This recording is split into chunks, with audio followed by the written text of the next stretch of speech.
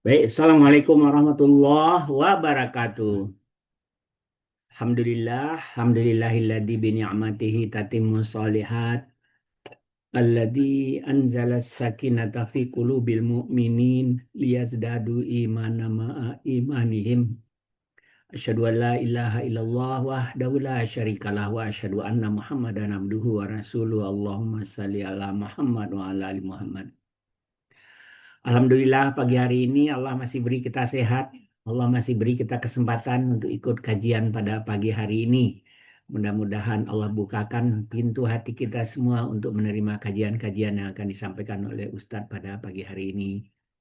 Bapak Ibu sekalian, insya Allah pagi hari ini kita bersama Ustadz Ahmad Kanul Himam Rantau dengan eh, kajian Al-Hikam, hikmah ke-72 sekarang, dan kalau sempat nanti sambung ke hikmah 73.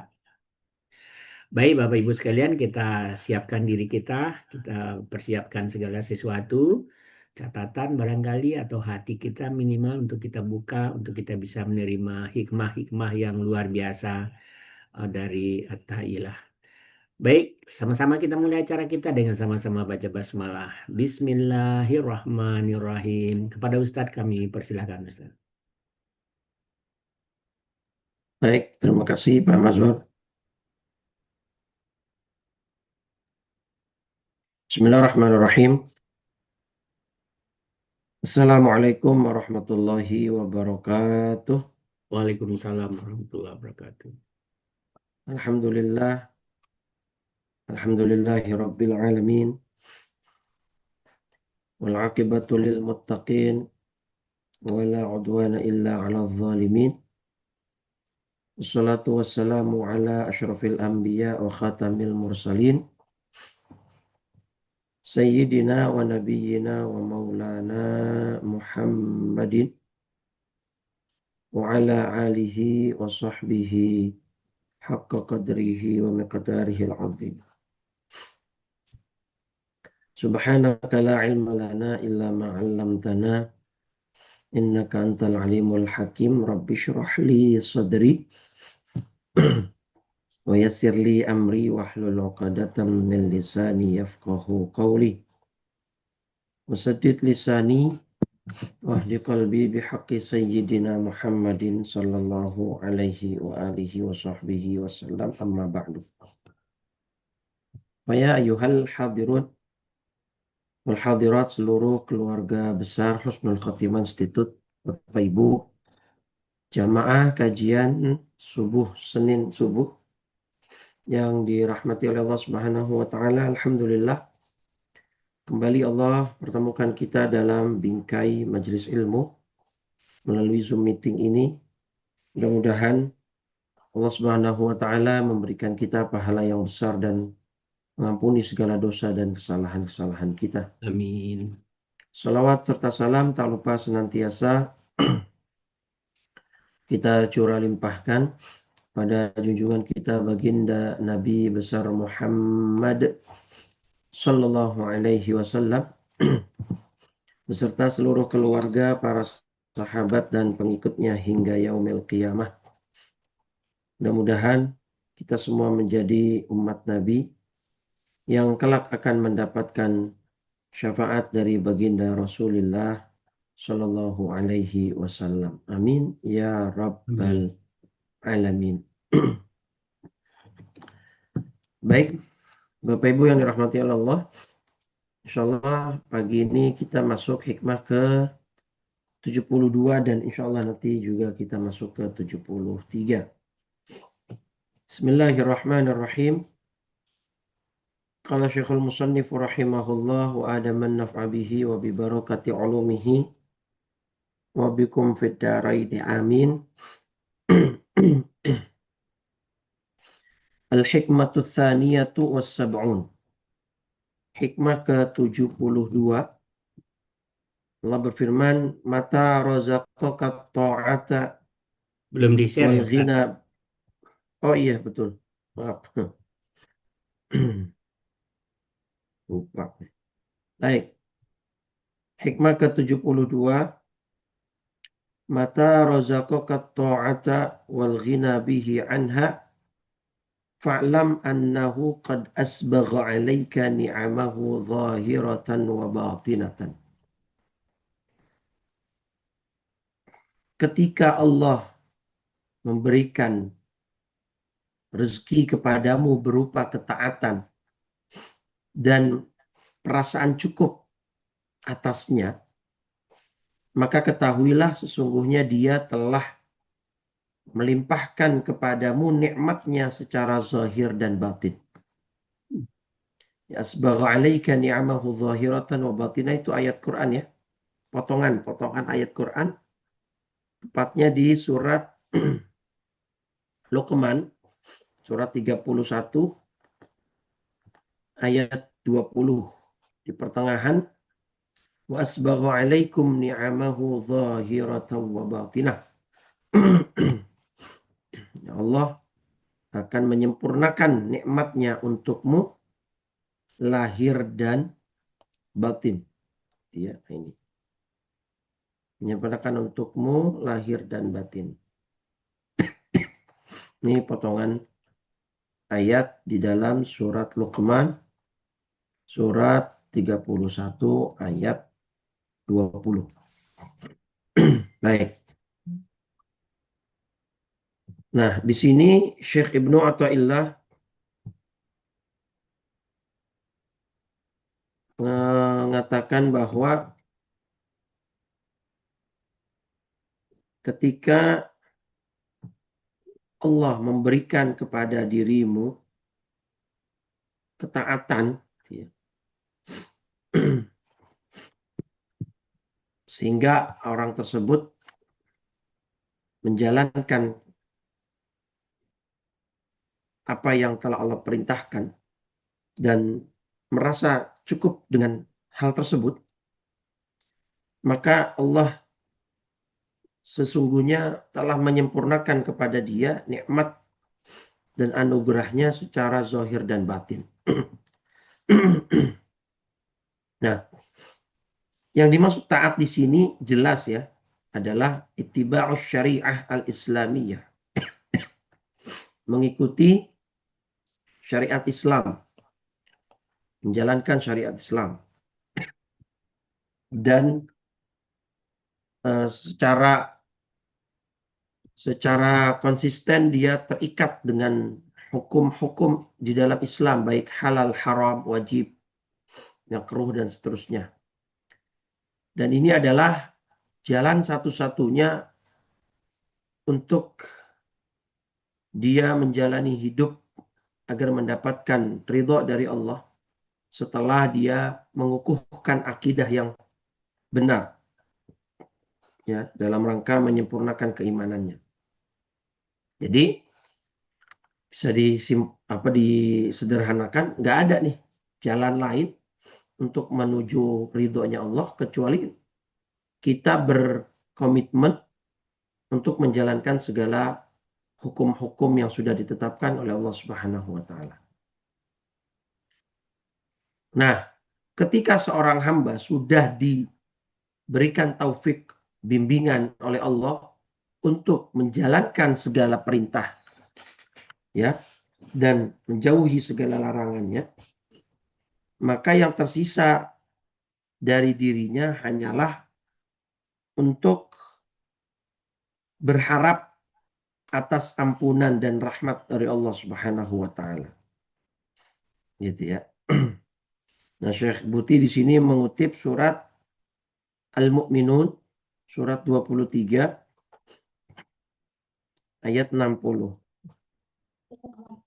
Surat 23, surat Al-Mu'minun ayat ke-60. Yang berbunyi, walladzina yu'tuna ma atau wa qulubuhum wajilah annahum ila rabbihim raji'un. Dan mereka yang memberikan apa yang telah mereka berikan berupa sedekah dengan hati yang penuh rasa takut, karena mereka tahu bahwa sesungguhnya mereka akan kembali kepada Tuhannya.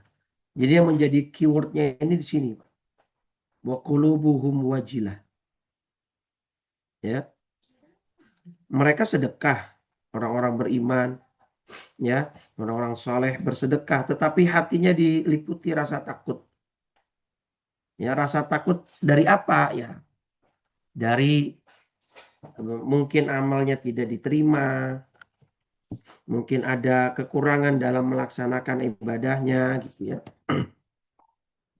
Jadi seperti itu. Walaupun dia sudah mendapatkan nikmat dari Allah berupa ketaatan, ya, maka dia tinggal menyempurnakannya dengan harapan di dalam hatinya, harapan terhadap rahmat dan ampunan dari Allah. Gitu ya. Nah, di sini Syekh Buti mentafsirkan ayat tadi, surat Al-Mu'minun ayat 60, innahum yu'adduna maftaradahullahu alaihim minat ta'at duna ayyash'aru annahum qad dhamanu atau dhaminu li anfusihim bihan najata min sakhtihi wal wusul ila mardatihi. Jadi orang beriman itu ketika beramal soleh, melaksanakan ketaatan, itu tanpa diiringi perasaan, ya, tanpa diiringi sama sekali perasaan bahwa mereka telah mendapatkan jaminan, ya, wah karena saya sudah taat, ya saya akan mendapatkan ridho Allah, saya akan terhindar dari murkanya Allah, gitu. Nah, yang benar adalah tetap berharap, bukan memastikan, bukan menganggap bahwa sudah pasti ketika kita melaksanakan ketaatan sudah pasti Allah meridhoi, sudah pasti Allah tidak murka. Itu perasaan yang salah. Yang benar adalah dia harus tetap berharap di dalam hatinya terhadap ampunan, ya, dan rahmat dari Allah. Tanpa ada perasaan bahwa saya pasti diridhoi, saya pasti dijauhi dari murkanya Allah. Nah, itu yang nggak boleh, ya. Jadi seolah-olah ketaatan dia, amal ibadah dia itu menjadi jaminan atas ridhonya Allah. Nah, itu yang tidak boleh. Ya. Bahkan ulama-ulama, ya, orang-orang salihin itu tidak menganggap ibadah mereka itu apa ya? Tidak menganggap ibadah mereka itu sesuatu yang bisa mereka banggakan. Gitu. Nanti kita perdalam gitu kalimat, mereka tidak menganggap ibadah mereka itu sesuatu yang bisa mereka banggakan. Bukan mereka tidak bersyukur, ya, beda. Mereka bersyukur mendapatkan nikmat bisa melakukan taat, tetapi mereka tidak sama sekali menganggap itu sebagai suatu harga yang bisa mereka tukar dengan ridhonya Allah. Ya. Baik. Nah, terus ayat berikutnya surat An-Nahl, surat 16 ayat 50. Allah berfirman, yakhafuna rabbahum min fawqihim wa yaf'aluna ma yu'marun. Mereka takut kepada Allah, Tuhan yang berkuasa di atas mereka, dan melaksanakan apa yang diperintahkan kepada mereka. Ya, jadi ada rasa takut di sini. Ini perasaan ini penting. Selalu Syekh Buti itu mengulang-ulang. Takut kepada Allah Subhanahu wa taala, takut Allah murka, takut Allah marah, takut Allah tidak ridho terhadap apa yang sudah mereka lakukan, nah, dan seterusnya. Gitu ya.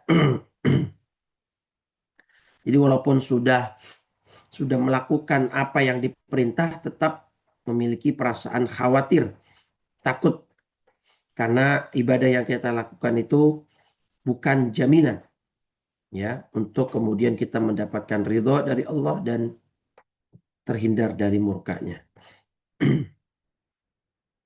Maka tetap harus ada amal, pakai hamzah, ya, amalun. Harus ada harapan. Harapan, berharap dengan kebaikannya, ihsannya, dan rahmatnya Allah. Baik. Nah, surat Toha kemudian ini menarik untuk dianalisa. Surat 20. Ya, surat Toha di ayat 82. Di sini kalimatnya perhatikan Bapak Ibu, ya. Perhatikan betul kalimatnya. Surat Toha, ya. Surat 20 ayat 82. Mohon maaf Bapak Ibu, saya sedang flu batuk nih.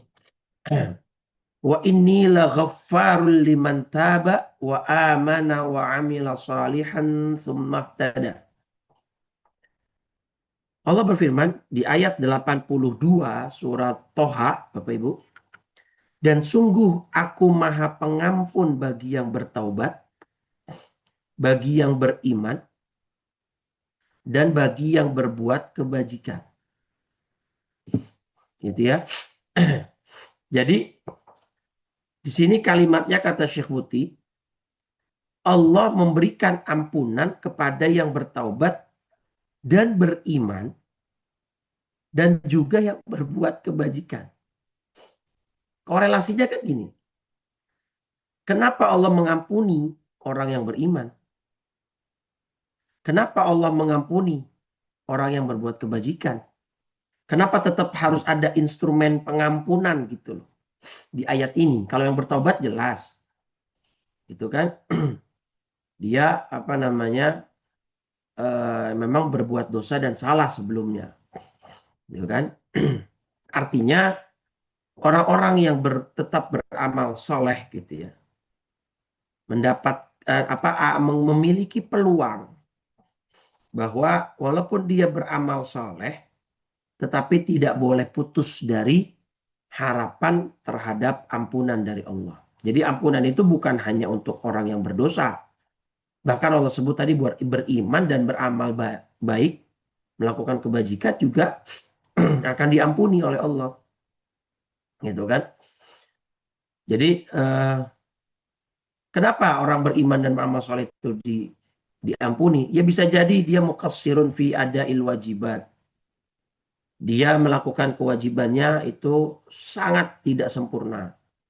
Sholatnya tidak khusyuk, ya, gerakan sholatnya tidak sempurna, tidak bagus. Niatnya sedikit-sedikit ada ya hal-hal yang tidak merujuk kepada ikhlas kepada Allah gitu ya, dan lain sebagainya.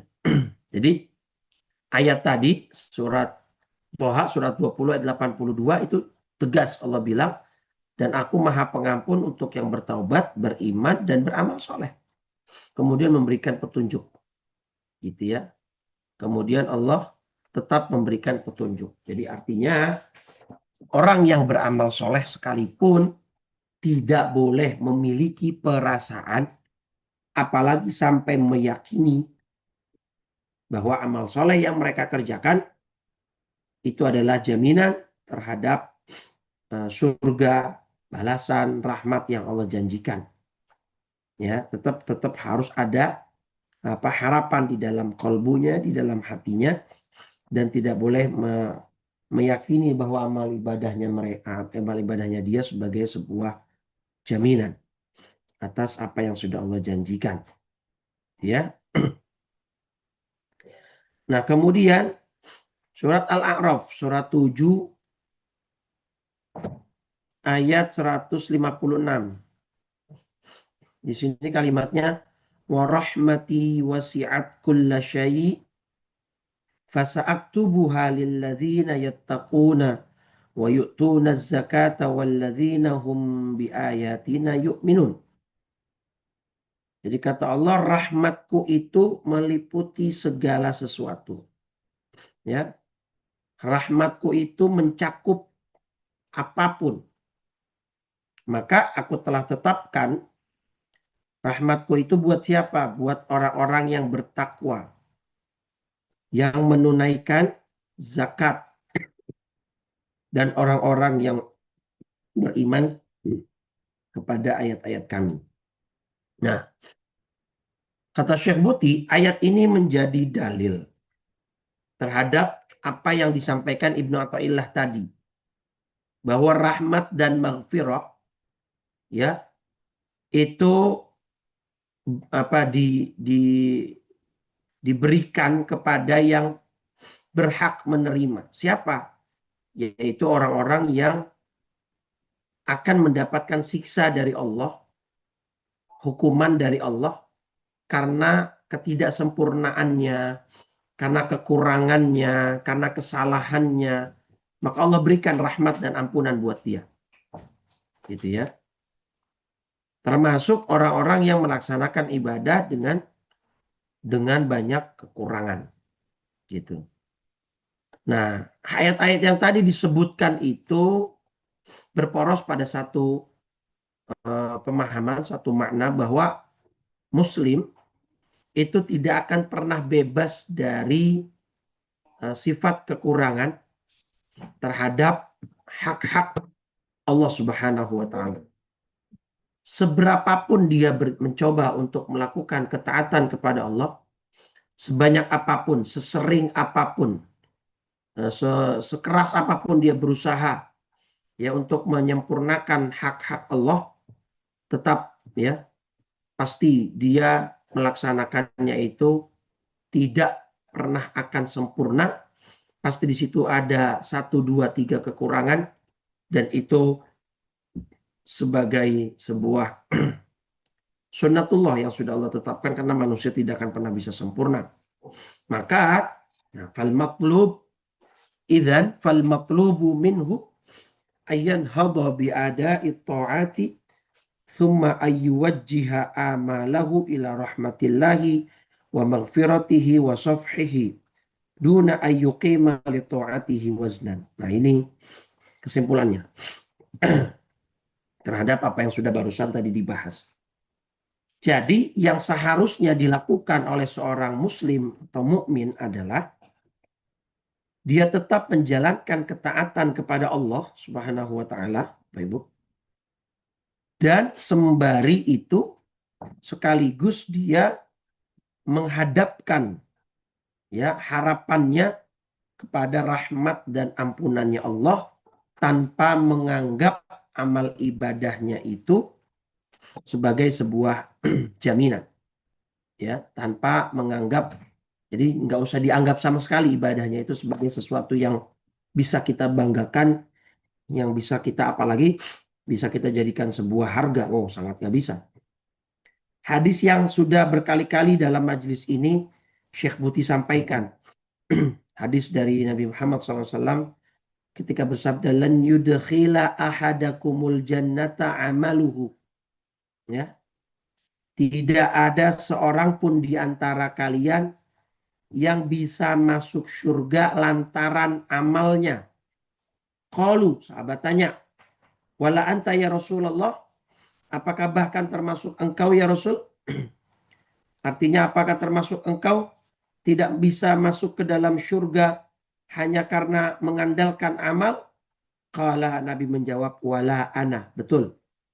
Bahkan tidak termasuk saya. Termasuk saya pun tidak bisa masuk surga dengan amal yang pernah saya lakukan.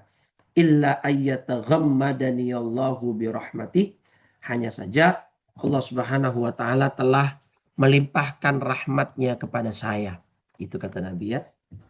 Jadi beliau saja mengakui bahwa beliau tidak bisa masuk ke dalam surga hanya karena amal yang beliau kerjakan. Padahal kita tahu amal ibadah Nabi sudah sebanyak apa dan selama apa. Ya, beliau dalam sholat tahajud itu pernah, Hudzaifah ibn Yaman dan Abdullah bin Mas'ud itu pernah coba ngikutin sholat malamnya Nabi. Tapi mereka berdua itu hampir nggak kuat. Karena Nabi bacanya itu ayat pertama itu Al-Baqarah, rakaat pertama itu Al-Baqarah, rakaat kedua itu Ali Imran sampai selesai. Dan bacanya tartil. Gitu ya. Jadi Nabi saja yang ibadahnya sudah seperti itu luar biasanya, sampai pengakuan Bunda Aisyah, hatta tafattara rijlahu, sampai kedua kaki beliau pecah-pecah, itu tetap menegaskan bahwa nggak bisa, saya juga nggak bisa masuk surga dengan amal ibadah yang saya lakukan. Saya masuk surga hanya karena saya dapat rahmat dari dia. Hanya karena saya dapat rahmat dari Allah Subhanahu wa Ta'ala. Itu. Jadi jangan pernah menganggap bahwa apa yang kita lakukan, ibadah yang kita kerjakan itu sudah pasti akan membuat kita selamat, membuat kita mendapatkan surga dan lain sebagainya. Enggak, sama sekali tidak bisa ya. Itu satu. Terus hadis kedua, hadis juga yang populer, gitu ya. Dalam Bukhari Muslim juga, innahu la yughan ala qalbi wa inni la astaghfirullah fil yaumi mi'ata marrah. Atau riwayat yang lain, inni la astaghfiru wa atubu ilaihi fil yaumi aktsar min sab'ina marrah.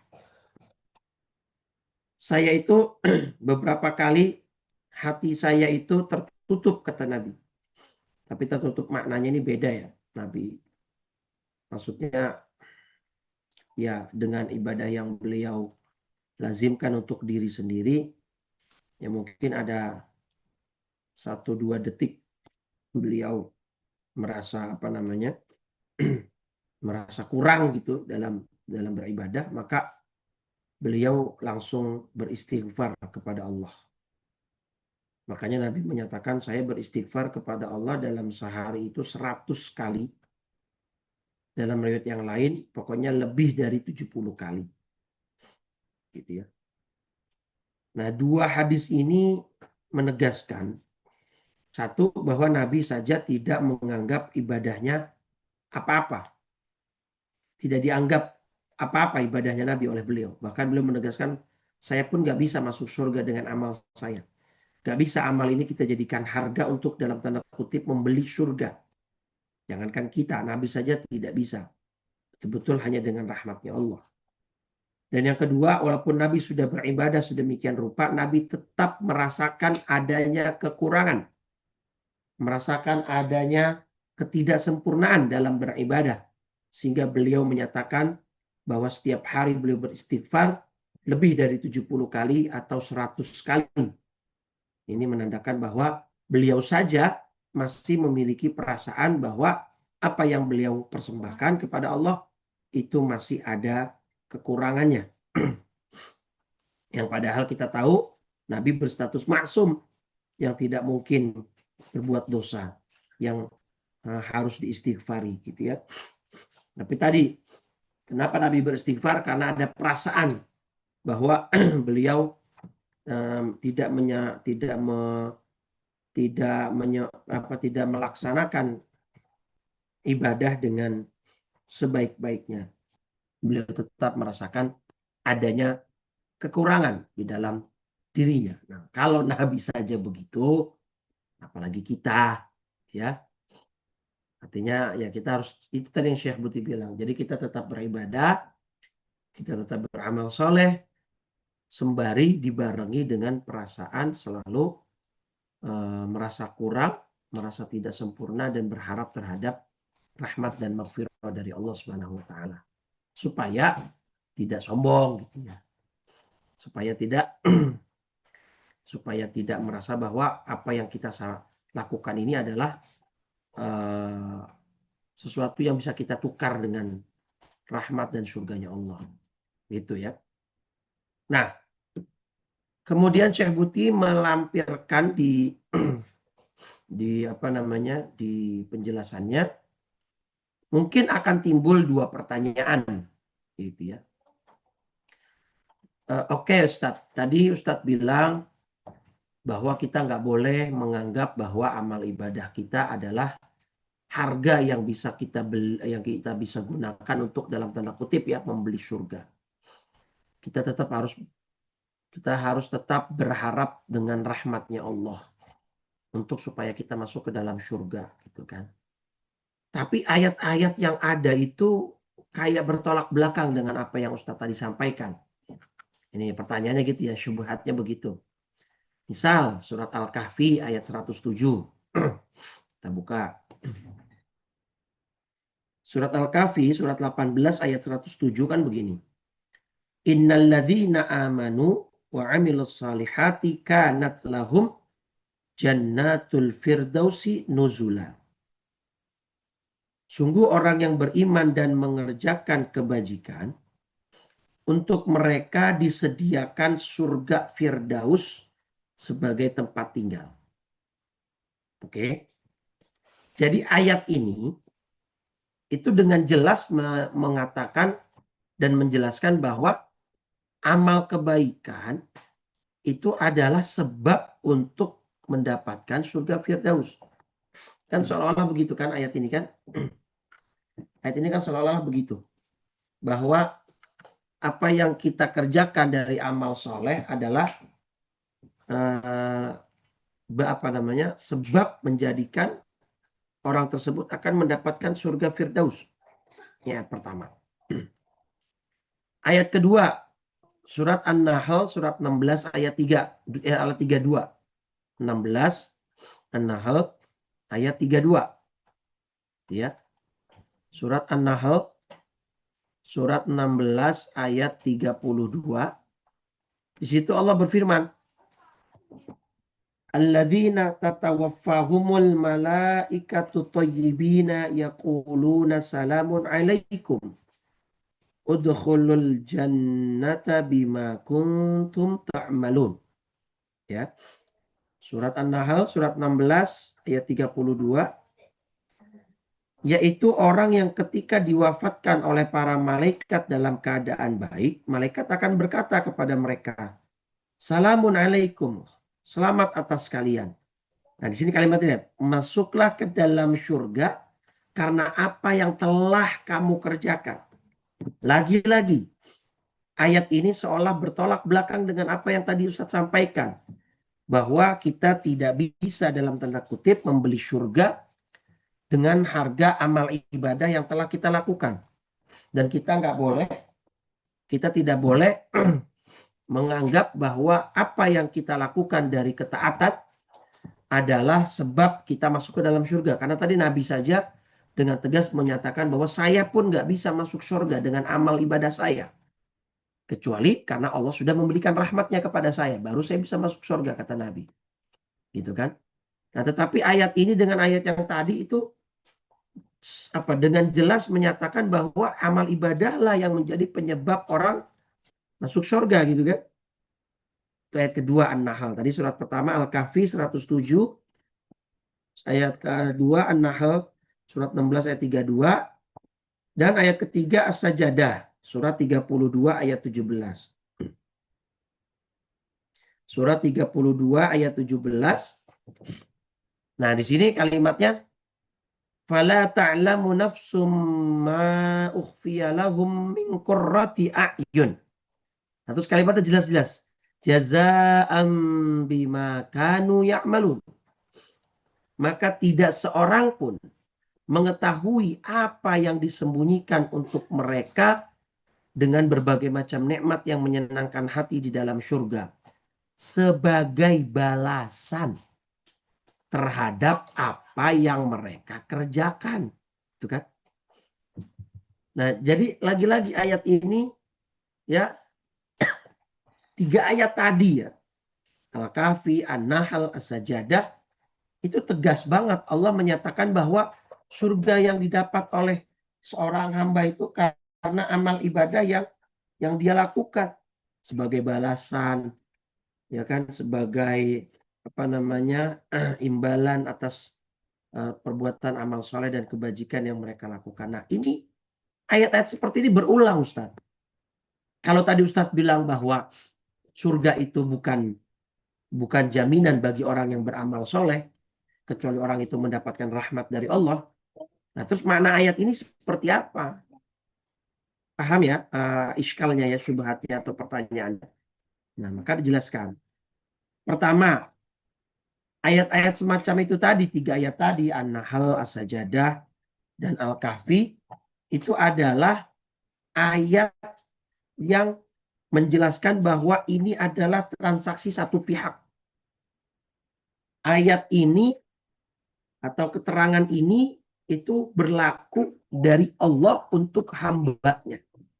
Inilah bentuk rahmat Allah. Inilah bentuk kasih sayangnya Allah kepada hambanya. Bukan karena amal ibadah itu sebagai harga untuk kita mendapatkan surga. Ini adalah transaksi satu pihak dari Allah kepada hambanya yang menjanjikan kepada hambanya yang Allah sudah berjanji, dan kalau janjinya Allah innal Innallaha la yukhliful mi'ad. Allah tidak pernah mengingkari janjinya.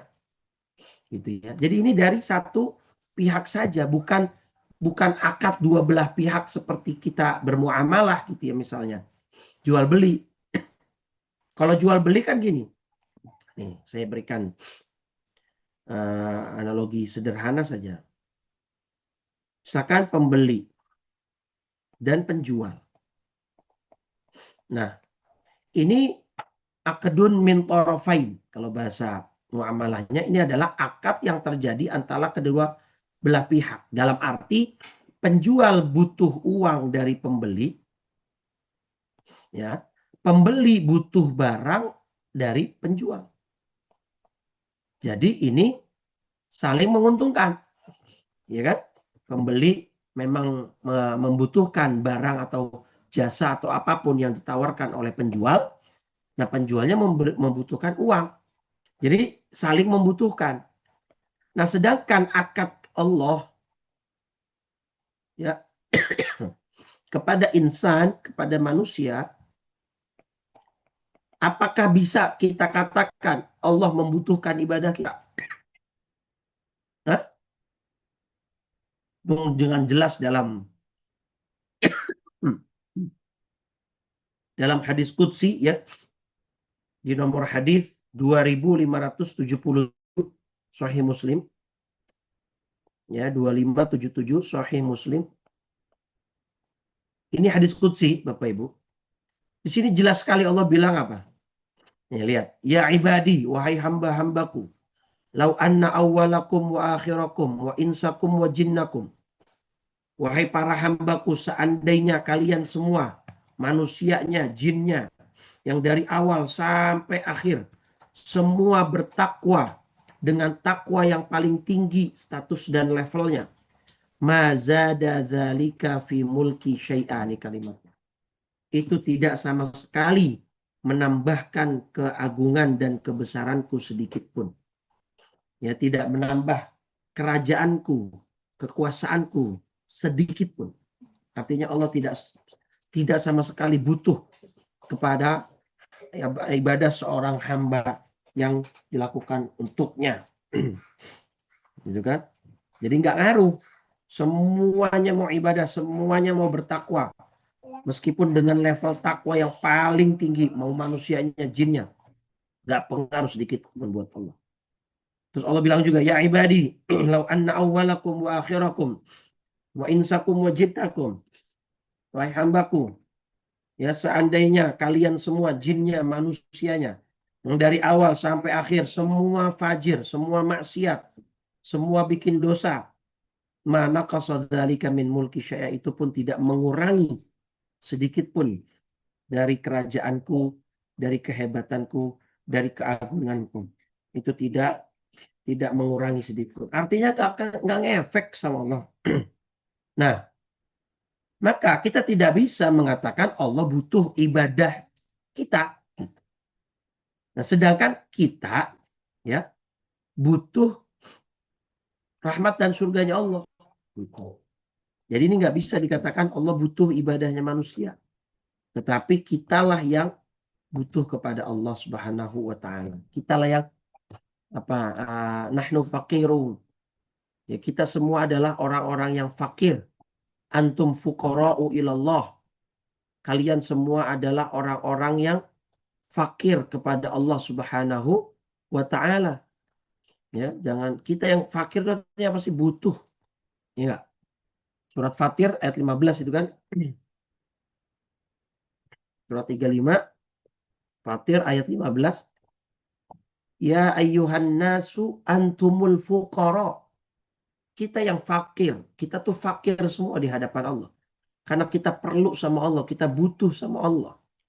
Allahu huwal ghaniyul hamid, dan Allah lah yang maha kaya, yang tidak perlu apapun. Bahkan Allah tidak perlu ibadah kita.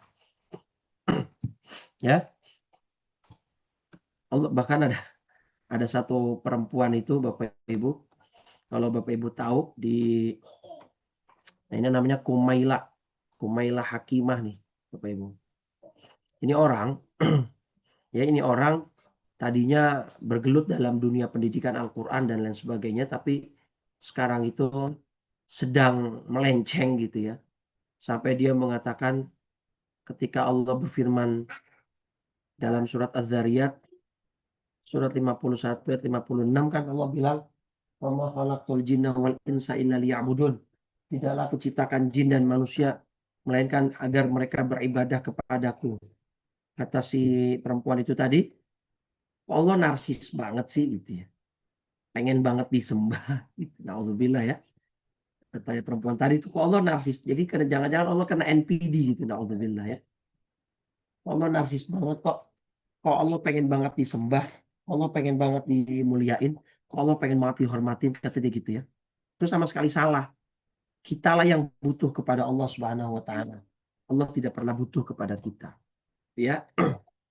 Nah, jadi kalau dikatakan bahwa ayat-ayat tadi itu kok seakan-akan mengaitkan antara ibadah dengan balasan, ya artinya dengan antara kebaikan ibadah amal soleh dengan surga, itu sifatnya dari transaksi satu pihak dari Allah doang. Kebaikan Allah itu bukan dua pihak seperti muamalah kita dengan manusia gitu ya, manusia dengan manusia jual beli dan lain sebagainya, enggak.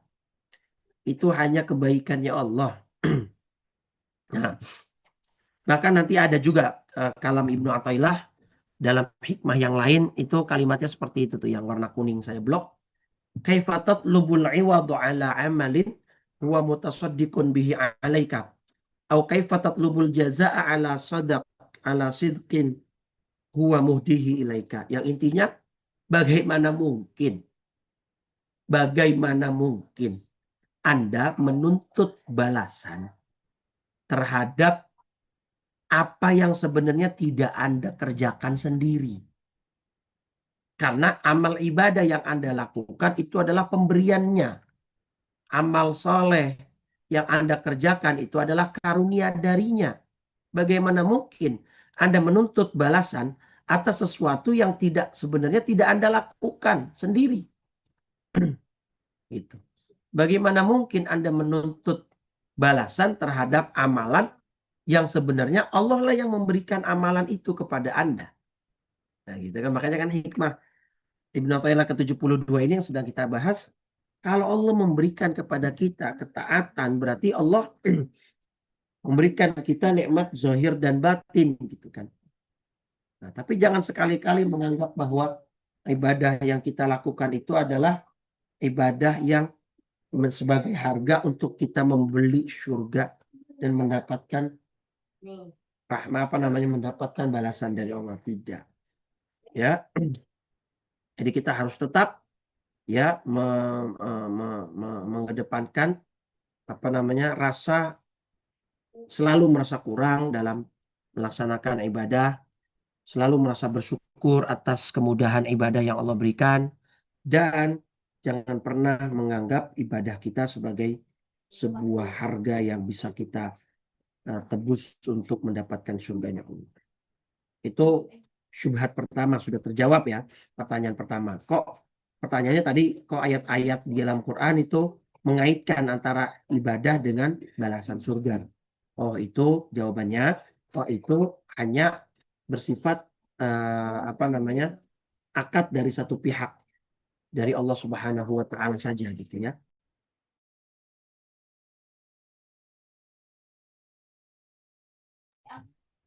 Nah, terus pertanyaan atau syubhat kedua ya, permasalahan kedua, mungkin akan ada pertanyaan gitu ya di dalam benak kita.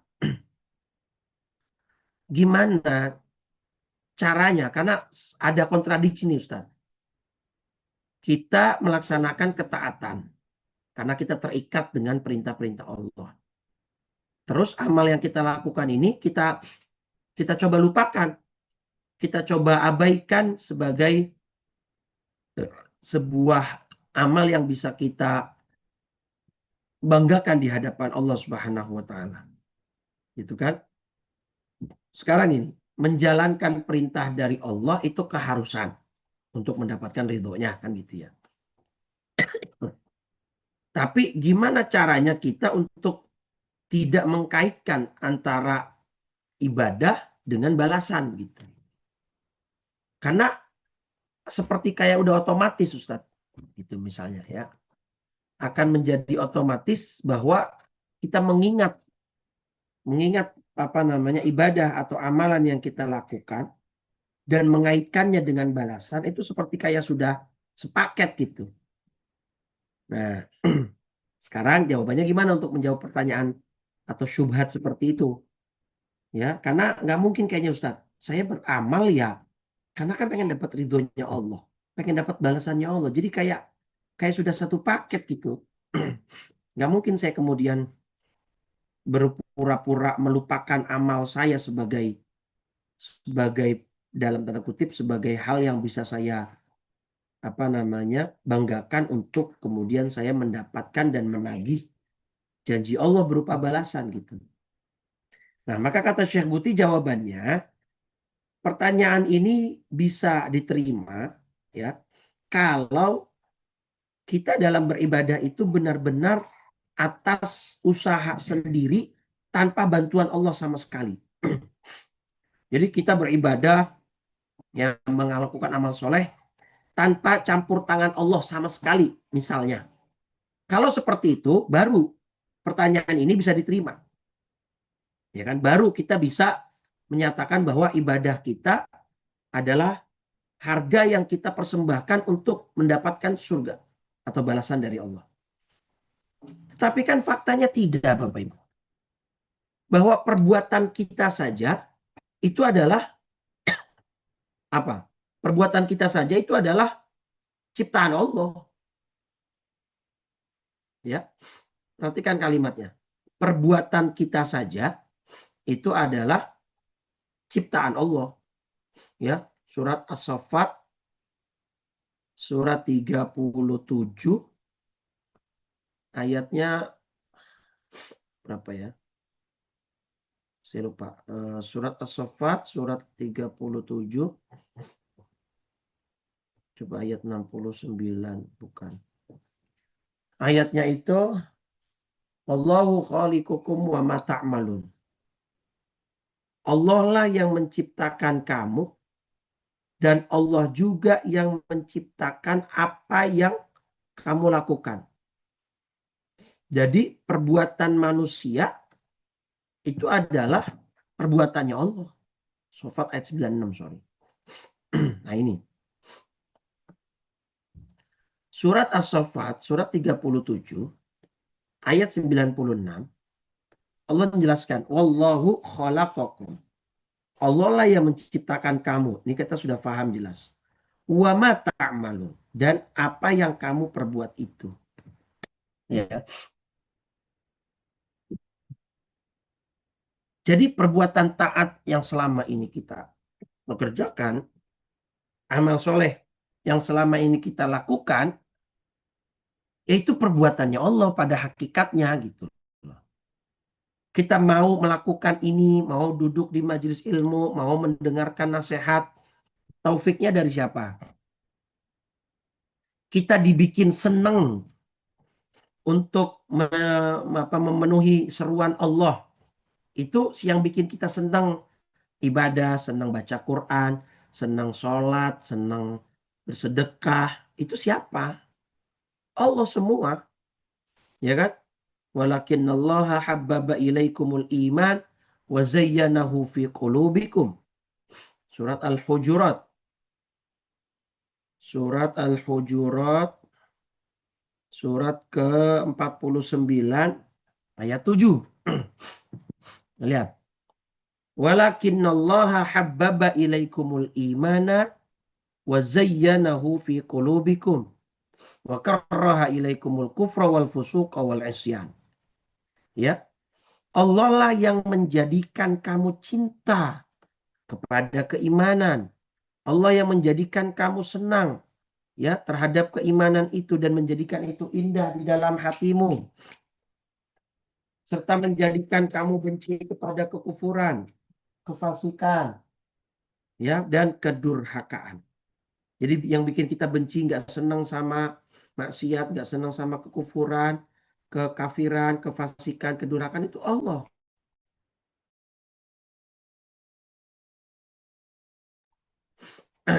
Jadi Allah semua yang membuat kita senang, ibadah senang. Jadi gimana bisa kita menuntut balasan dengan amal yang kita nggak kerjain sendiri gitu. Yang kita melakukan ini semuanya karunia dari Allah. Ini anugerah dari Allah. Terus kita nuntut balasan gitu. If sekali gitu kan. Nah, ini atau surat An-Nahl surat 16 ayat 53. Ya, surat 16 An-Nahl ayat 53. Nah, ini jelas lagi nih Allah sampaikan. Surat An-Nahl surat 16 ayat 53. Wa ma bikum min ni'matin faminallah. Dan segala nikmat yang ada padamu datangnya dari gitu ya. Jadi apa yang kemudian bisa kita banggakan atau bahkan kita jadikan sebagai jaminan dan hak. Seperti selalu mencontohkan ini. Misalnya ya ada seorang ayah itu kan. Ada seorang ayah ya. Ada seorang ayah memberikan uang kepada anaknya. Kemudian si ayah memberikan juga arahan atau perintah. Apa arahannya, nak? Ini uang ayah kasih ya. Tetapi kamu harus ingat, di dalam uang ini bukan semua hak kamu, ada hak orang lain.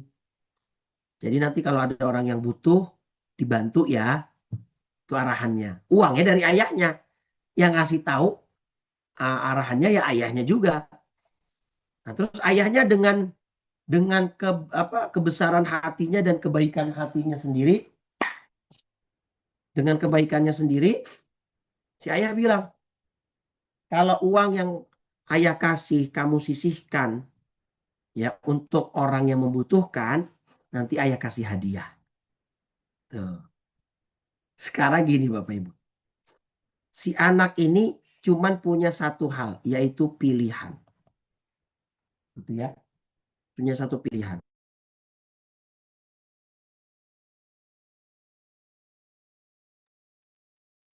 Jadi anak ini cuma punya pilihan.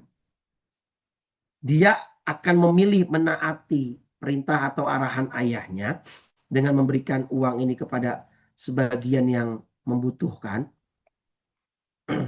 atau dia mengabaikan dan mengacuhkan perintah ayahnya. Pilihannya ada di si anak gitu kan. Tapi lihat, ketika misalnya kita anggap si anak menuruti arahan ayahnya, dia memberikan uang kepada orang yang membutuhkan. Jadi sedekah.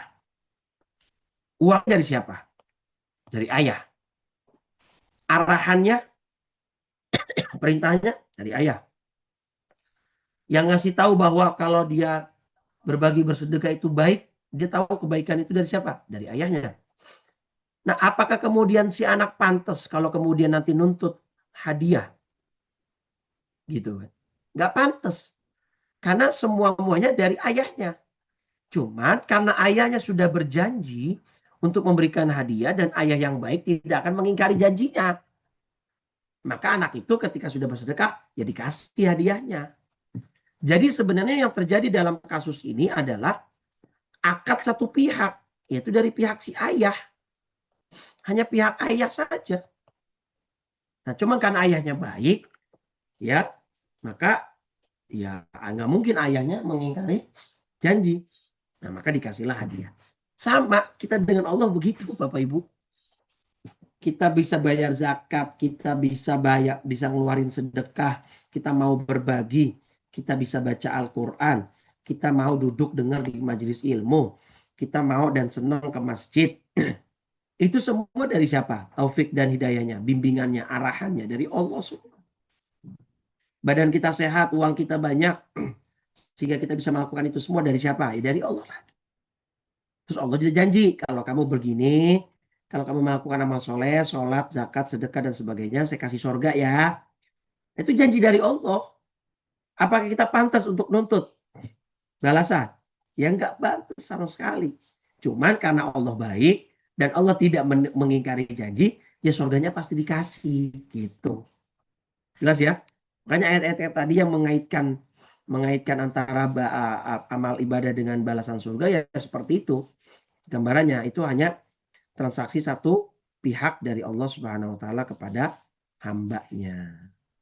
Nah, maka yang harus dilakukan seorang hamba ke depannya apa? Satu, al-istijabah li awamirihi. Ya, dia harus memenuhi seruan Allah.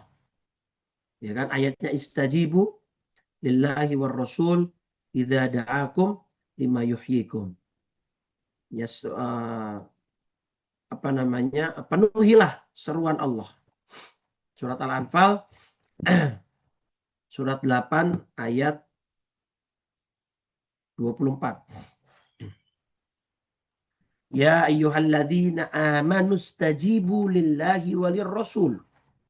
Wahai orang yang beriman, penuhilah seruan Allah dan Rasul idza da'akum lima yuhyikum. Apabila dia menyerumu kepada sesuatu yang memberi kehidupan kepadamu.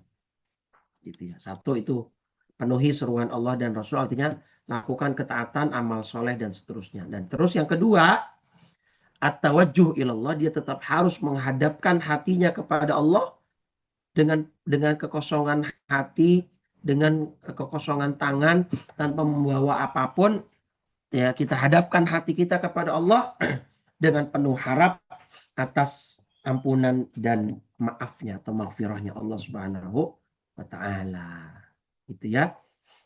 Jadi jangan sampai kita menganggap bahwa amal ibadah yang kita lakukan itu adalah harga yang kita serahkan untuk mendapatkan balasan dari Allah Subhanahu wa taala. Nah, dari sinilah kalau kamu sudah mendapatkan dua ini, inilah yang disebut dengan tadi asbagha alaikum ni'amahu zahiratan wa batinah. Ya, secara zahir kamu telah mendapatkan nikmat berupa ketaatan. Jadi yang zahir ini adalah maksudnya ketaatan dalam bentuk amaliyah fisik, gitu ya. Amaliyah fisik.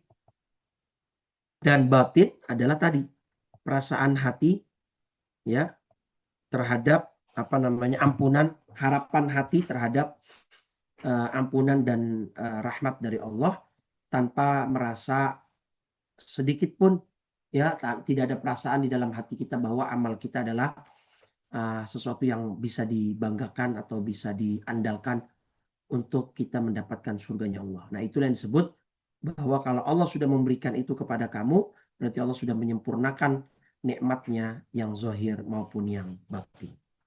Gitu ya. Baik, Bapak Ibu, itu hikmah ke-72. Sampai sini ada pertanyaan? Atau ada yang ingin dibahas dulu? Bapak Ibu, silakan. Pak Terima Mazwar kasih Pak kabarnya Ustadz. ya jam 6 tadi ini ya, ada izin. Terima kasih Pak Ustadz. Ya, Pak Akib. Ya, tadi Pak Maswar menitipkan amanah kalau nanti ada yang mau bertanya, kami berkenan untuk memandu. Pak Maswar kebetulan ada acara dan sudah berpamitan untuk acara yang akan dia laksanakan. Baik teman-teman sekalian, Bapak Ibu, saya persilahkan kalau ada. Assalamualaikum Pak Kip.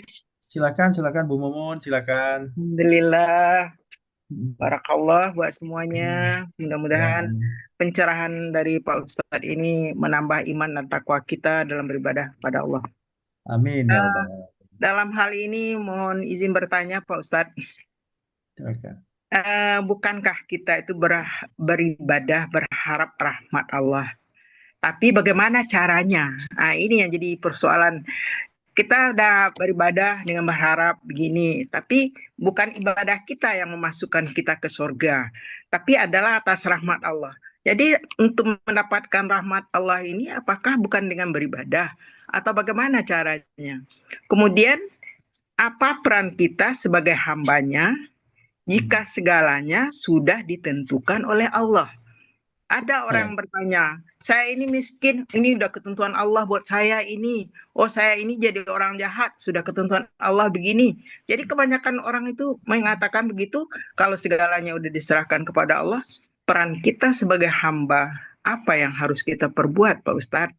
Ini yang agak membingungkan, walaupun Pak Ustadz sudah menjelaskan, karena bolak-balik begitu. Mohon direalkan lagi secara sederhana dan mudah dipahami, gitu Pak Baik, Ustadz. baik. Terima Baik. kasih. Wabillahi taufiq wal hidayah. Wassalamualaikum warahmatullahi wabarakatuh. Waalaikumsalam warahmatullahi wabarakatuh. Baik, simpelnya begini, Bu.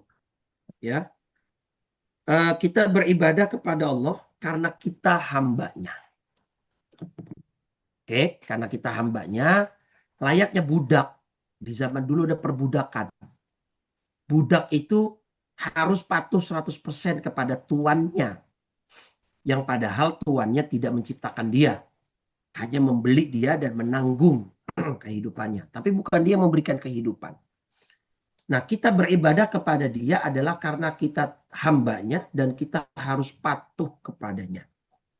Nah, itu makna penghambaan yang hakiki kepada Allah Subhanahu wa taala.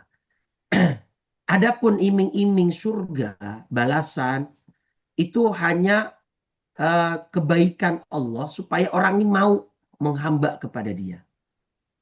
Bukan berarti ibadah kita itu adalah sesuatu yang bisa kita berikan, sesuatu yang bisa kita andalkan untuk mendapatkan surga. Betul, kita beribadah untuk mendapatkan rahmatnya. Maka di situ amaliyah zohirnya kita sholat, tapi dalam hati kita, ya Allah berikan saya rahmatmu, terima semua penghambaanku. Gitu. Jadi tidak boleh ada perasaan atau apalagi ada kepastian di dalam hati kita merasa bahwa saya pasti masuk surga dengan amal saya. Nah, itu saja yang sebenarnya nggak boleh, Bu. Tapi kita berharap, ya memang harus berharap. Saya berharap dapat rahmatnya Allah, saya berharap masuk surganya Allah. Nah, artinya berharap itu kan berarti belum pasti. Gitu maksudnya. Berharap itu berarti belum pasti. Kita masih jauh dari kata sempurna dalam melakukan ibadah gitu. Jadi nggak pantas kita untuk melakukan melakukan tuntutan atas menuntut balasan atas apa yang kita lakukan. Kenapa tadi? Karena yang kita lakukan semuanya dari Allah. Nah, ini nyambung ke pertanyaan kedua. Kalau memang semuanya sudah ditakdirkan dari Allah, apa peran manusia? Nah, ini memang satu masalah yang sangat pelik, ya. Saya tidak nafikan ini memang sangat pelik dan sangat rumit sebenarnya, gitu ya. Bahkan ulama membahas panjang lebar terkait ini. Syekh Buti juga punya satu kitab khusus terkait masalah ini dengan judul Al-Insan Mukhayyarun au Muyassarun. Manusia itu sebenarnya terpaksa atau bebas berkehendak, gitu kan. Nah, maka akidah Ahlussunnah wal Jamaah itu, Bu, kita peran manusia itu adalah satu, memilih. Ya, pilihan itu ada di tangan kita, ikhtiar. Ikhtiar dalam memilih apa yang akan kita lakukan itu di tangan kita. Gini, secara logika, Ibu bisa nggak memilih untuk mengikuti kajian ini dengan tidak mengikuti? Pilihan itu 100% di tangan Ibu nggak? Kita kan? Kita milih nggak antara mau sholat atau tidak mau sholat? Bisa nggak kita milih? Bebas nggak kita memilih? Bebas. Bebas. Kita mau ke masjid atau tidak ke masjid, itu murni di pilihan kita. Nah, jadi Allah memberikan sedikit ruang, yaitu untuk kita menentukan pilihan. That's it. Jadi sangat konyol dan sangat sangat salah ketika ada orang mengatakan, oh saya sudah berbuat jahat, ini takdir dari Allah. Enggak, kamu yang memilih. Kamu yang memilih itu. Kita dengan sadar diri kok bisa kok kita milih, saya nggak mau sholat, saya nggak mau baca Quran, saya mau ngaji, saya mau ke masjid, itu pilihan 100% di tangan kita. Jadi kalau ditanya apa peran manusia di atas takdirnya Allah, yaitu Allah pada manusia untuk menentukan pilihannya. Dia memilih yang halal atau yang haram. Dia memilih melakukan ketaatan atau kemaksiatan. Ketika orang once dia sudah memilih, tak saya mau sholat. Di situ sistem Allah bekerja. Ya kan? Kaki yang dia pakai berjalan dari Allah, mata yang dia pakai melihat dari Allah, tenaga yang dia dapatkan untuk berjalan itu dari makanannya dari Allah, makanannya dicerna oleh anggota tubuh semua organ kita dari Allah, nah gitu. Nah, jadi nanti yang akan diminta pertanggungjawaban oleh Allah di akhirat memang pilihan manusia, Bu. Catatan amal kita itu sebagai bukti saja, sebagai proofman saja. Ya, ibarat kayak CCTV gitu. Mana kok saya masuk neraka? Itu catatannya begitu kok, CCTV-nya kelihatan kamu begini dan begitu. Nah, artinya dengan adanya bukti amaliyah zohir, itu berarti menunjukkan batin dia seperti itu. Dia hatinya memilih untuk melakukan itu. Gitu. Jadi sangat tidak boleh orang menyalahkan Allah atas perbuatan jahat dan perbuatan jelek yang dia lakukan. Walaupun tadi dalam surat As-Saffat 96 tadi memang ketika dia sudah memilih, selanjutnya itu ya semua dari Allah. Tukang begal lari, bisa lari kenceng, terus lolos dari kejaran warga. Dari siapa itu larinya, Bu? Tenaganya dari siapa? Dia selamat, itu yang bikin selamat siapa? Ya Allah semua itu. Berarti dalam tanda kutip Allah membantu orang berbuat jahat. Bukan Allah membantu berbuat orang jahat. Allah membantu pilihan orang itu dalam melakukan yang dia pilih. Gitu. Nah, disitulah letak di mana besok kita akan dipertanggungjawabkan. Dimintai pertanggungjawaban. Kenapa you milih begal? Padahal bisa kerja dengan cara yang halal. Kenapa kamu milih nggak sholat? Padahal kamu bisa sholat, sehat badanmu, fisikmu kuat. Gitu. Ya, jadi jadi sangat-sangat, bahkan ulama akidah mengatakan itu termasuk dosa ketika orang menyandarkan perbuatan maksiat kepada Allah gitu ya. Ya walaupun secara hakikatnya semuanya dari Allah gitu ya. Tetapi nggak boleh gitu, dan nggak boleh juga mengatakan bahwa apa yang saya lakukan ini saya hanya menjalankan takdir gitu ya, tanpa ada niat untuk merubah, untuk bertaubat dan segala macam. Jadi gitu ya Bu ya. Jadi simpelnya teruslah berharap kepada Allah, harapannya tetap disandarkan kepada Allah, jangan mengandalkan ibadah kita. Ya, jadi beramal ibadahlah secara sungguh-sungguh, tetapi kosongkan hati untuk menghadap kepada Allah dengan penuh harapan. Gitu. Ya, mungkin itu. Wallahu a'lam. Baik, Pak Ustadz. Jadi dalam positioning kita sebagai hamba Allah, sebagai abid, Pak Ustadz, kita bisa berharap atau istilahnya raja, kemudian khauf, rasa takut, dan rasa cinta aja Pak Ustadz ya. Ya, Mahabbah. betul. Jadi hanya dengan 3 itu kita berharap, kita takut, dan kita mencintai Allah. Betul. Selebihnya kita serahkan aja sama Allah. Betul. Artinya takut ya tentu kita harus mematuhi perintah Allah. Kemudian berharap ya kita berharap, tapi tidak bisa memaksakan atau menjual hasil ibadah kita sebagai bargaining power kepada Allah. Betul. Kemudian kita mahabbah, kita mencintai Allah. Jadi barangkali seperti itu Pak Ustadz, positioning kita Pak. sebagai hamba yang lemah, yang kita Dan hanya nggak usah takut masalah takdir, kata Nabi. Ya malu, kata Nabi dalam hadis Muslim. Sahabat juga mendapati kegelisahan yang tadi Bu Mumun sampaikan gitu ya.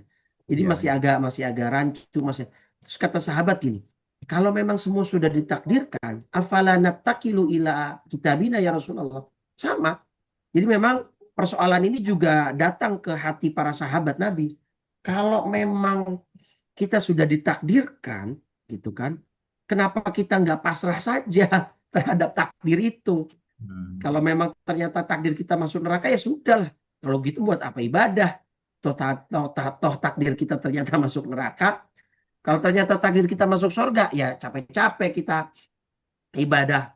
Tahsilul hasil namanya, itu percuma gitu kan, artinya ngapain gitu. Jadi terus kata Nabi bilang nggak bisa, kita nggak bisa mengandalkan takdir kita. Satu, itu bukan ranah kita. Kita tidak pernah tahu takdir kita berakhir kemana, gitu kan.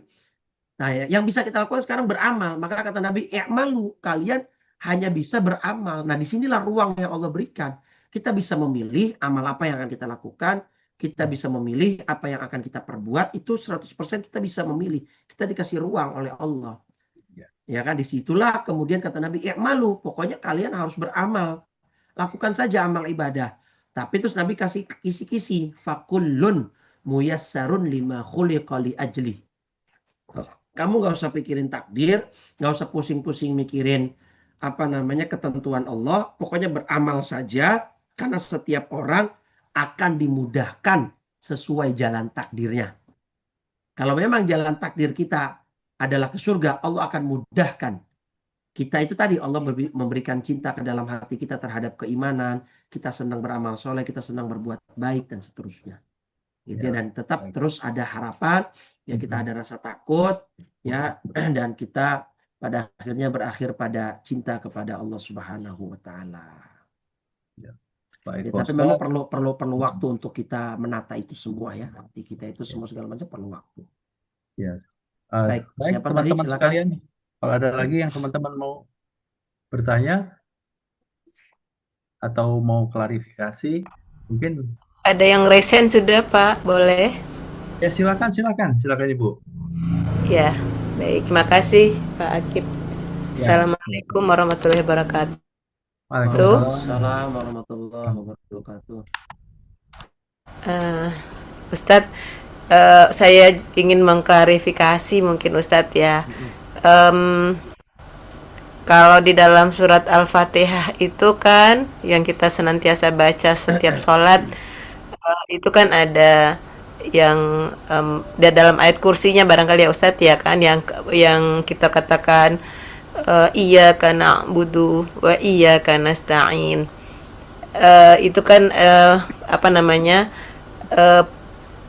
kepada engkau kami menyembah, pada engkau kami memohon pertolongan, kan gitu Ustadz ya.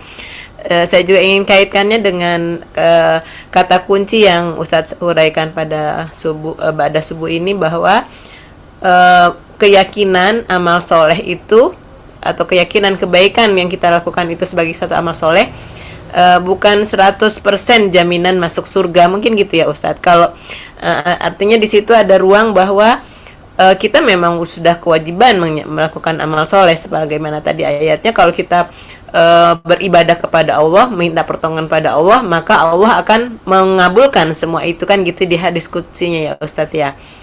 Nah, jadi dalam hal ini bahwa kalau kata kunci masuk surga itu bukan hanya karena amal soleh, tetapi yaitu tadi, kalau boleh diprosentase barangkali seperti prosentasenya doa dan usaha. Kalau saya meyakini bahwa usaha kita itu 99%, itu maknanya hanya 1%, sementara doa sebagai yang sebagai pengkabulan atau sebagai izin dari Allah itu adalah 99% atas berhasilnya usaha kita gitu. Jadi saya meyakini selalu begitu, untuk menghindari tadi barangkali bisa untuk menghindari rasa ujub tadi, bahwa oh iya saya telah berhasil, hasil saya itu nilainya tuh hanya 1%, tapi doa harapan, doa pribadi, doa masyarakat, doa orang tua itu adalah bahagian dari 99% hak Allah untuk mengabulkannya gitu. Nah, itu satu. Kemudian surga atau surga itu adalah tadi kalau kata Ustadz hanya rahmat Allah, sehingga yang tadi bahwa kebaikan, ketaatan tidak 100% jaminan masuk surga, tetapi rahmat Allah lah yang membuat kita masuk surga. Rahmatnya Allah itu muncul kenapa? Ya karena dalam kehidupan di dunianya, sebagaimana aturan-aturan yang telah ditetapkan bahwa kita beribadah kepadanya, kita memohon pertolongan kepadanya, dan bahkan tadi juga Ustadz sudah menyinggung bahwa tubuh kita ini kan adalah hidup karena adanya ruh Allah. Sakit itu karena ruh Allah masih ada dalam tubuh, maka kita kalau dicubit sakit. Ketika ruh Allah sudah dicabut, kita kan nggak akan pernah rasa sakit lagi ya Ustadz ya. Tidak ada lagi ruh Allah di dalam tubuh, artinya jasad kita sudah berupa jasad saja yang tidak ada ruh, dan kalau dipukul ya kita nggak akan merasakan sakit lagi karena ruhnya sudah tidak ada di sana gitu. Nah, ruh inilah yang hidup di dalam tubuh, dan ruh inilah yang menggerakkan kita untuk melakukan sesuatu. Nah, melakukan sesuatu itu dengan pilihan. Ada dua pilihan Allah berikan. Kalau baik, kamu nanti akan aku beri rahmat di surga. Kalau kamu buruk, akan masuk neraka, kan gitu. Jadi sekali lagi, kalau kata kuncinya buat saya memahaminya, semoga tidak keliru gitu kan. Jadi amal soleh lakukanlah sebanyak mungkin, tapi tidak 100% menjamin kamu masuk surga, kecuali nanti Allah akan memberi rahmat kepadamu untuk bisa memasuki surganya. Begitu juga di dalam kehidupan kita di dunia, bahwa Baik, saya kira waktu juga kita harus oh ya, baik, cukup kalau gitu, cukup. Ya, saya kira Baik Pak Akib, cukup sampai di situ barangkali yang saya baik, Ya, begitu terima Ustaz kasih, yang Bu. saya Ya. pahami. Terima Ya. kasih. Assalamualaikum warahmatullahi wabarakatuh. Waalaikumsalam. Ya Bu Reni, betul ya. Kesimpulan atau resume yang Bu Reni sampaikan itu sudah menggambarkan apa namanya semua yang tadi sudah saya sampaikan. Ya memang insya Allah itu tidak salah dan tidak keliru, memang begitu betul adanya. Jadi ya antara persentase 1 dan 99% itu juga mungkin bisa dianggap sebagai pembahasan yang tepat gitu ya, untuk membahasakan secara sederhana agar tidak muncul rasa ujub dan takabur terhadap amal soleh yang kita lakukan tadi gitu. Bahkan semua amal soleh kita pun ya berasal darinya, dan semua kegiatan yang kita lakukan itu adalah hidayah darinya dan segala macamnya. Maka 1% itulah ikhtiar atau pilihan yang kita ambil, dan itu pun semuanya karunia dari Allah Subhanahu wa taala. Terima kasih Bu Reni Baik, tadi. Pak Ustadz. Terima kasih, Ustadz. Ya. Saya Gimana, Pak? ingat di Al-Kahfi 103 Pak Ustadz. Setelah Allah memberikan petunjuk melalui wahyunya dan disampaikan kepada para rasul, kita ini perlu belajar. Karena banyak juga orang merasa sudah beramal soleh, tapi ternyata ilmunya kurang, amal itu tidak diterima. Banyak juga terjadi kes-kes seperti itu, orang yang ya seperti tersirat dalam surat Al-Kahfi terakhir itu Pak Ustadz, mau aku tunjukkan orang yang sudah merasa berbuat kebaikan, padahal dia belum berbuat kebaikan, bahkan mungkin amalnya itu salah. Nah, di sini saya pengen komentar Pak Ustadz tentang perannya ilmu. Kita perlu belajar. Betul, ya. Bagaimana beramal yang baik dan benar, mulai dari innamal a'malu binniyahnya sampai dengan tata cara fikihnya, syariatnya, dan Iya, betul. itulah Pak Ustadz barangkali. Iya, itu memang sangat-sangat berkaitan. Jadi karena kita membahasnya ini adalah kitab tasawuf ya, artinya kitab tazkiyatun nafs, kitab apa namanya Al-Hikam, maka ya fokus dari Syekh Ibnu Athaillah membahas tentang masalah kolbunya, masalah hatinya. Tapi tentu saja amal ibadah secara teknis itu tidak akan juga diterima. Gitu saya selalu bilang, tugas atau peran ilmu fikih itu, ini kalau kita mau masuk ke lebih teknis gitu ya, ilmu fikih itu adalah ilmu yang bertanggung jawab untuk memastikan ibadah kita sah atau tidak. Gitu kan?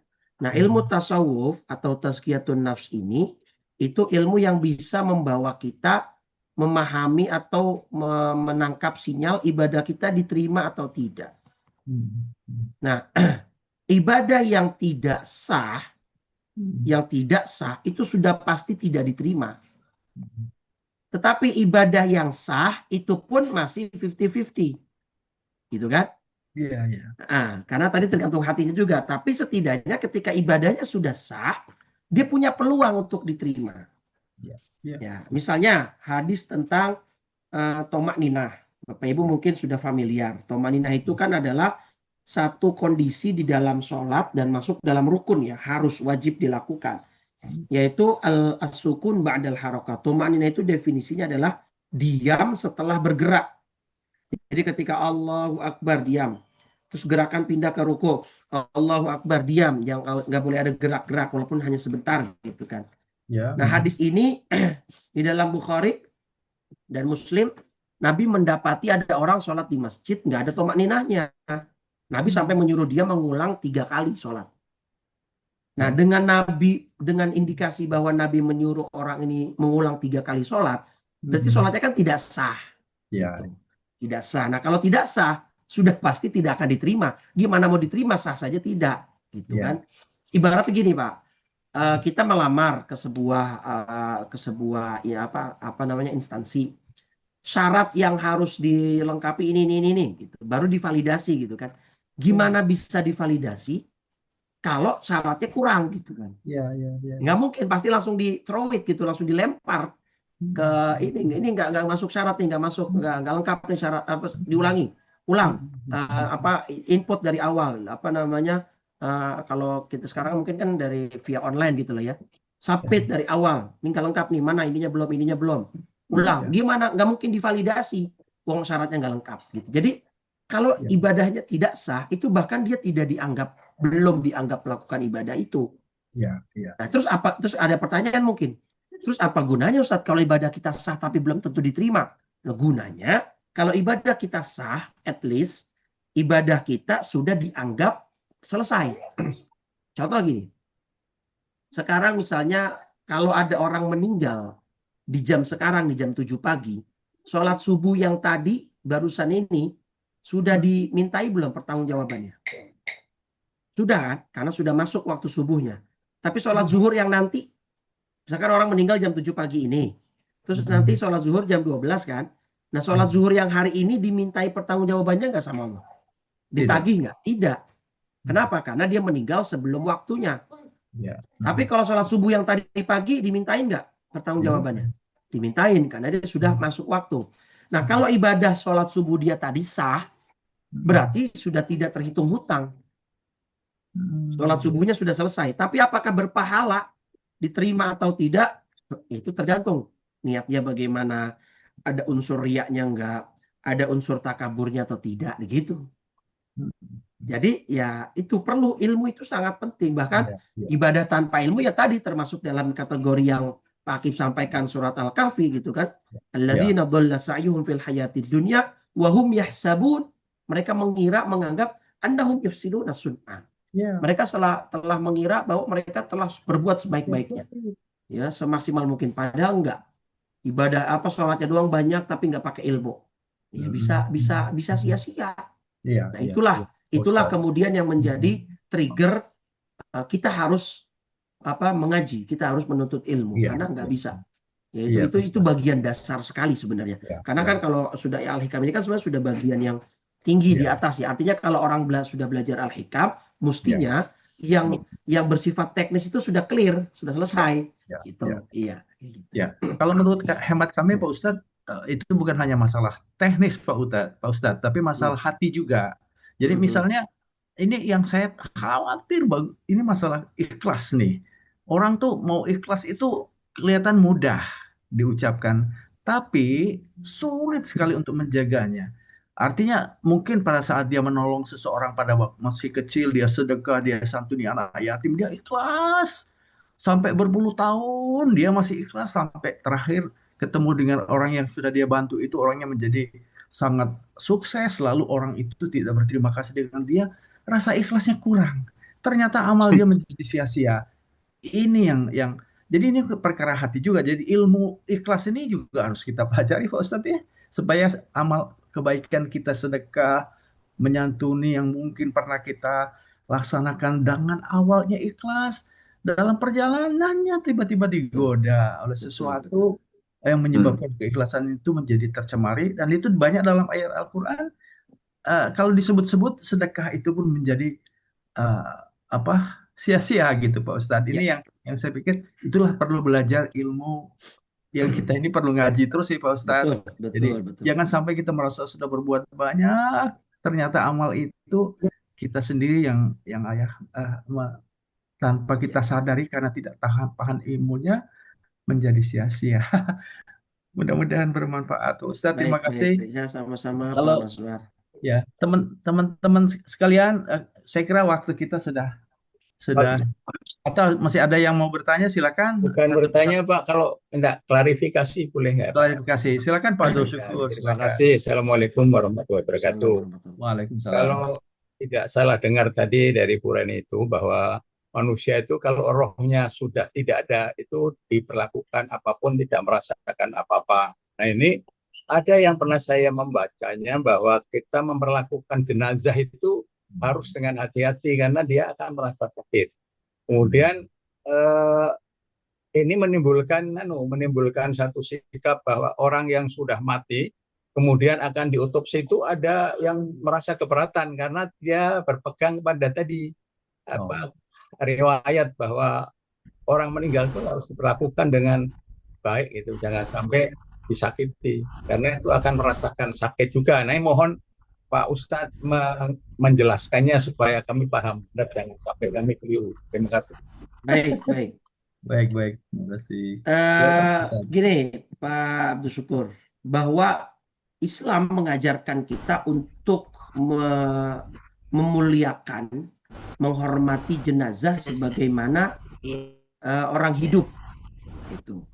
Tetapi bukan berarti si jenazah itu merasakan sakit. Itu hanya pembahasan orang awam ya, agar si jenazah ini diperlakukan dengan hati-hati gitu ya. Kalau merasa sakit itu jenazah sudah tidak lagi merasakan sakit.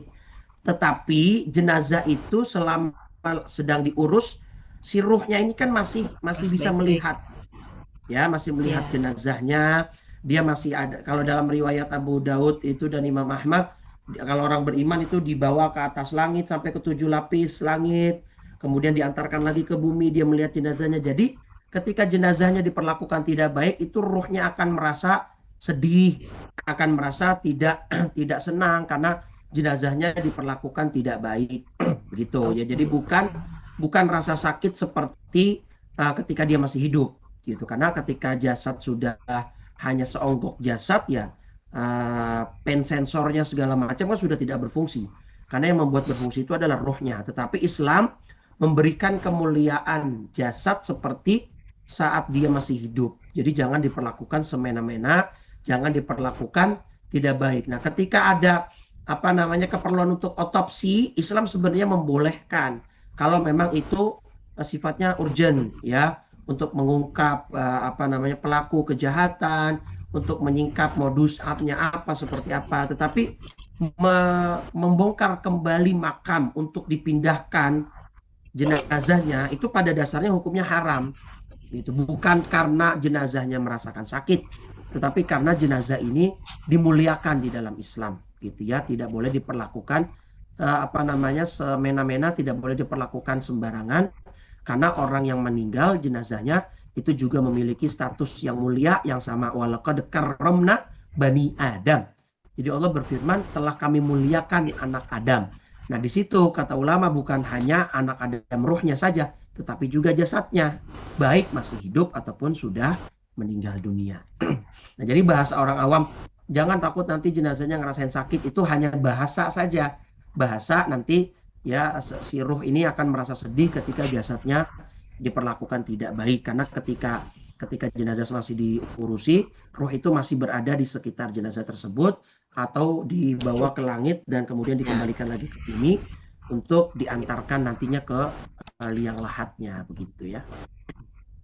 Baik, Bapak Ibu, Pak Ustadz, terima kasih sekali ya, sama sekali pencerahannya pada pagi hari ini. Waktu jualah yang memisahkan kita.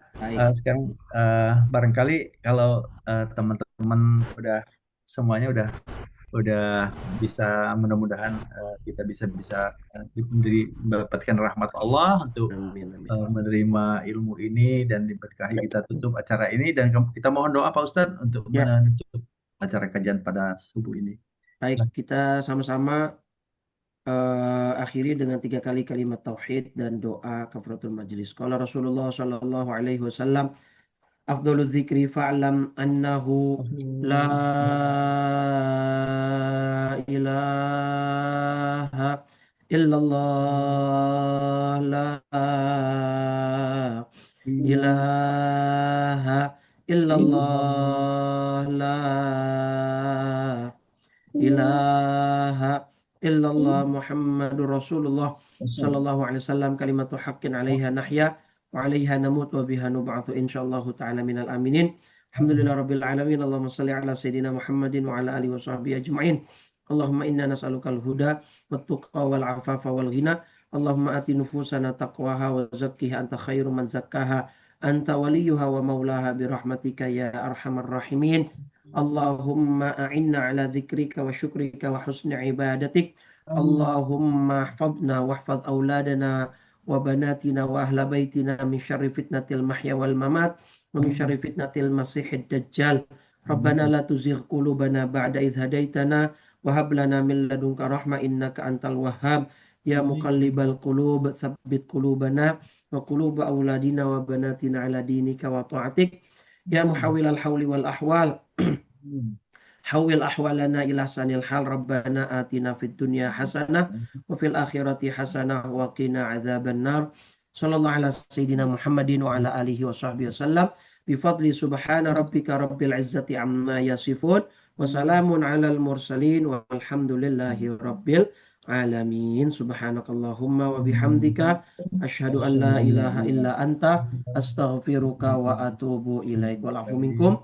Kurang lebih saya mohon maaf. Wassalamualaikum warahmatullahi wabarakatuh. Terima kasih, jazakallah khair Pak Ustadz Ikhwanul Imam Rantau dan Bapak Ibu sekalian. Baiklah, karena acara sudah kita selesaikan dan ditutup dengan doa oleh Pak Ustadz. Izinkan kita untuk menutup ini dengan mengucapkan Alhamdulillahirabbil alamin. Terima kasih semuanya. Assalamualaikum warahmatullahi wabarakatuh. Waalaikumsalam warahmatullahi wabarakatuh. Pak Mas, silakan ditutup Pak Mas di perjalanan. Saya kira kita tutup saja acara kita ya. Terima kasih semuanya. Assalamualaikum. Waalaikumsalam. Terima kasih.